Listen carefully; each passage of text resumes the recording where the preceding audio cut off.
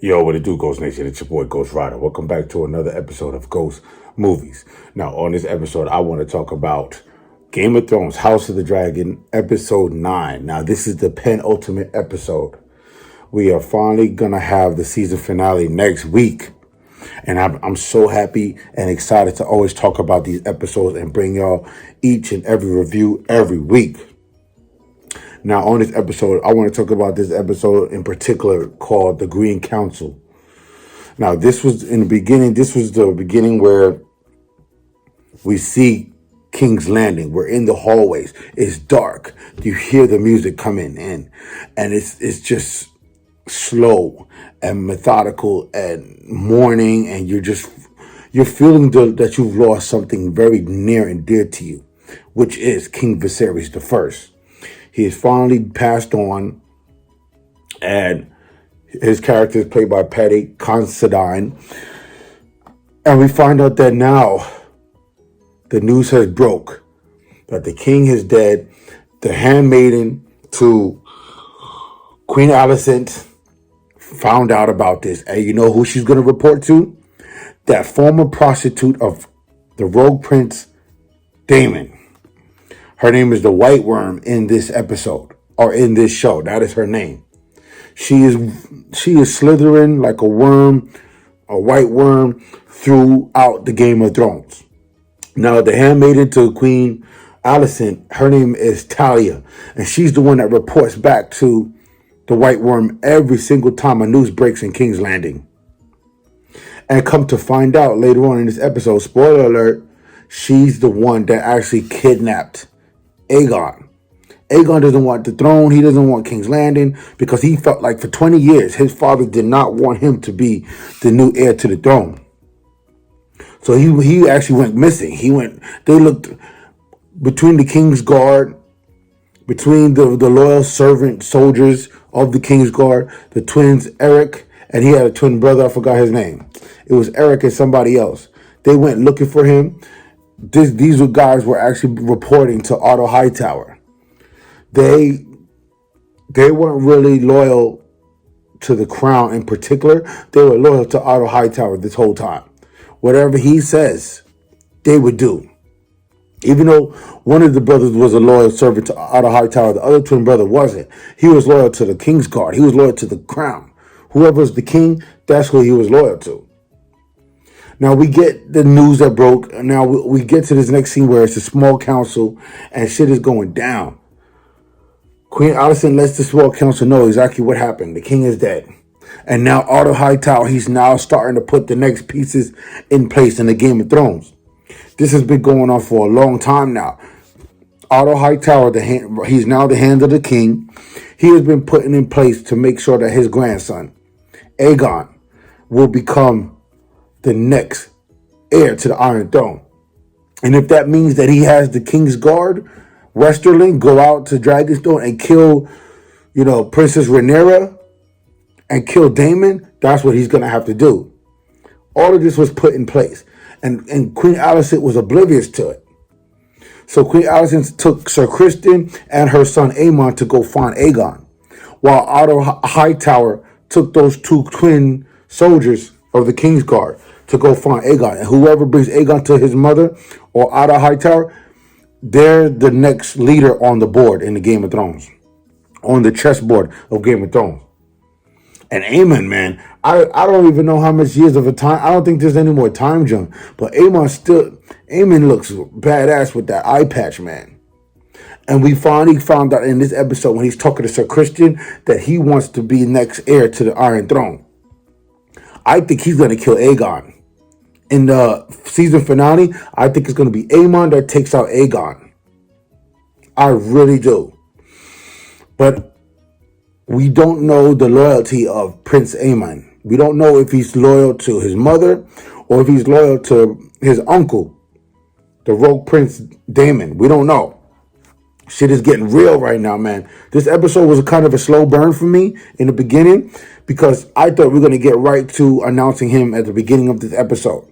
I didn't know that we were going to be looking all over fucking King's Landing, the Red Keep, and fucking the Dragon Pit, and fucking, I don't even know, the Sistine Chapel, is that what it's called? That cathedral where you have the freaking. That's where they Cersei in Game of Thrones blew that up. The Sistine Chapel. I think that's what it's called. It could be called a different name because this is 100 and what 52 years now. It's been like 20 years. So it was if this all these events take place 172 years before Game of Thrones started, then 20 years has passed. So it's been like 152 years. So I don't know if that's called the Sistine Chapel or the Sistine Chapel. What am I talking about? I'm bugging. That's in Italy. I don't know. I forgot the name of the temple that all those Christians and those believers of a higher power. I forgot the name of that fucking cathedral. I'm bugging right now. I'm talking about Italy and shit. Sistine Chapel. Anyways, that they've actually found. It was Aemon as a Christian that actually found Aegon first in that chapel, hiding under the altar. There was like a little secret passageway right there. And we found out that it was Otto Hightower who paid the White Worm to try and find Aemon first, which they did. They did find him first. It was the twins.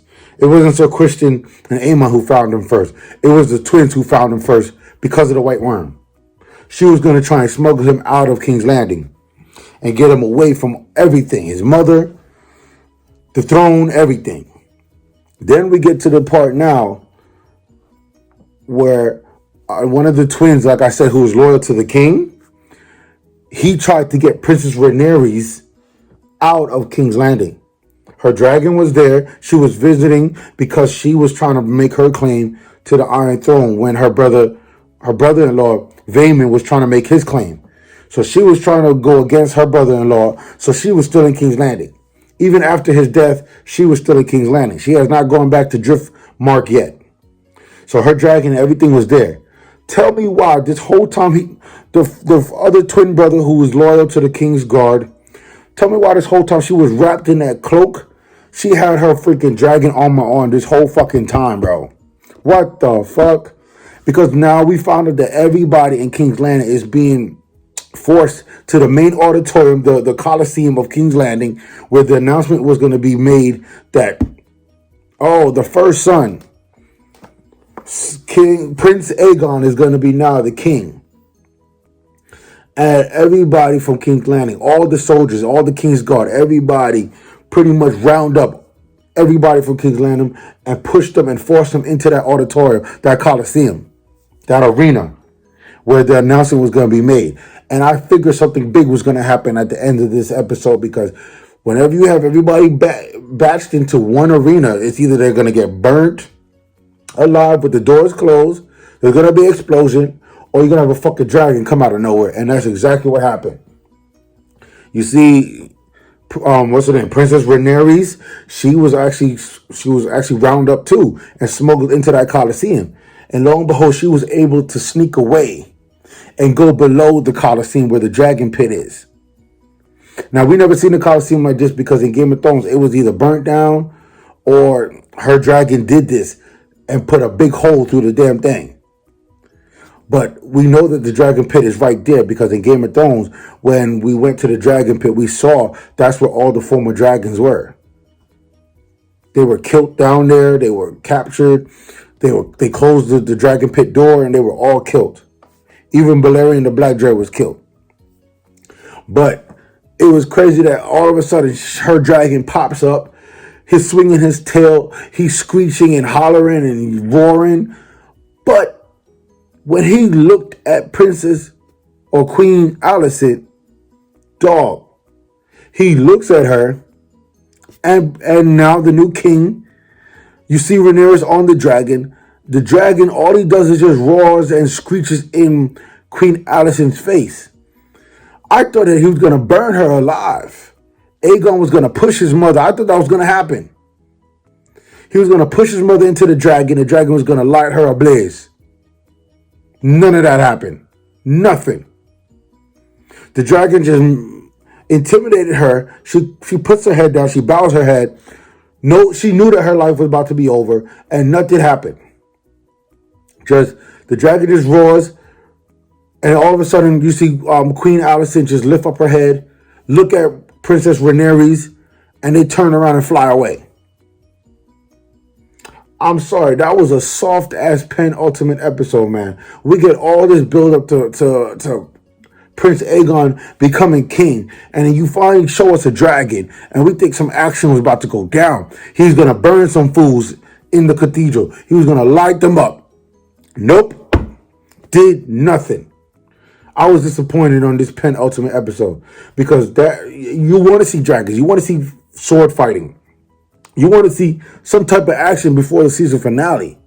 But this is just another build-up episode, a moving plot forward episode that would lead you into the season finale. I still have my theories that Aemon is gonna either join his uncle, Prince Daemon, the Road Prince, and take out his brother Aegon, because Aemon wants that throne, but Prince Daemon wants that throne. So my thing is, I think they're gonna align together, take out Aegon, and then they're gonna fight each other. Now I'm hearing that George R.R. Martin is speculating that this particular prequel is gonna have at least 4 seasons to hash out the Dancing of Dragons. Because now that as soon as King Viserys the First dies, we're getting that Dance of the Dragon. We're getting the Civil War of the Targaryens. It's going down. But right now, it's just House Green versus House Black. This is the Green Council plotting and scheming, moving the Game of Thrones chess pieces around. Now, the season finale, we're going to get Daemon. I'm pretty sure we're going to get Daemon, and all that good shit going to happen next. Where we're going to get Daemon.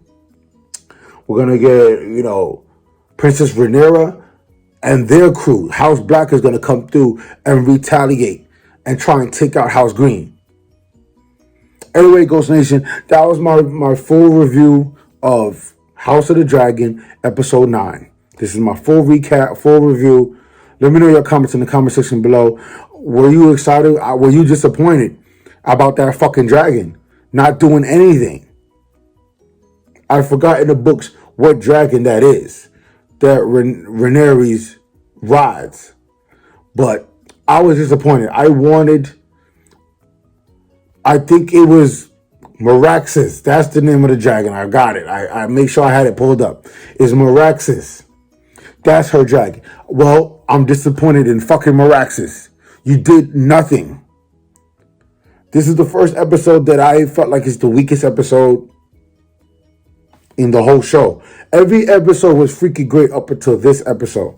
This penultimate episode, it disappointed me. Nobody died except for the people who were lawyers to Princess Rhaenyra.